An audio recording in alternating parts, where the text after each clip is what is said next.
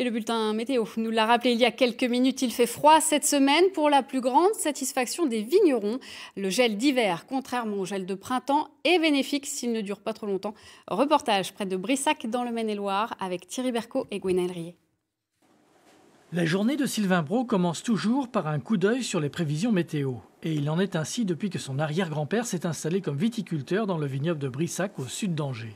Ce qu'il craint en ce moment, ce n'est pas le froid extrême, car la vigne résiste jusqu'à -20 degrés. Ce qu'il redoute, c'est plutôt des épisodes neigeux comme celui de ces derniers jours. 15 à 20 cm de neige, ce n'est pas fréquent dans le secteur et ça peut devenir gênant. On redoute donc c'est plutôt la neige, effectivement, la neige et le froid intense. Donc on peut tailler jusqu'à -4, -5, mais après, c'est pas bon, en fait, le bois, il éclate. Voilà. Il durcit et ça éclate, et là, du coup, ça abîme la taille. C'est pas bon pour la taille du cep. En fait, il n'est pas rare que la vigne gèle en hiver, surtout dans le bas du coteau, là où le vent n'agit pas pour chasser l'humidité. Et c'est même plutôt bénéfique pour la croissance de la plante. Ça permet de diminuer la pression parasitaire pour l'année.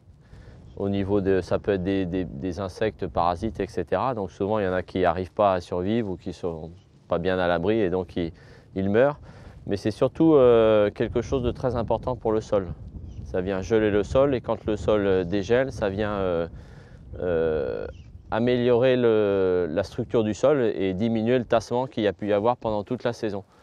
En revanche, le gel peut être mortel pour la vigne au printemps lorsqu'elle commence à bourgeonner. Sur cette parcelle, la récolte a été mauvaise l'an dernier. 2 jours à température négative ont suffi à brûler les bourgeons et empêcher la floraison. Le pied de vigne ne gèle pas, mais en revanche, la production peut être perdue.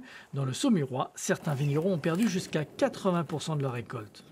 L'observation du ciel reste donc primordiale. Chez Sylvain, les 125 hectares du domaine sont scrutés à la loupe par cette station météo installée au beau milieu des vignes.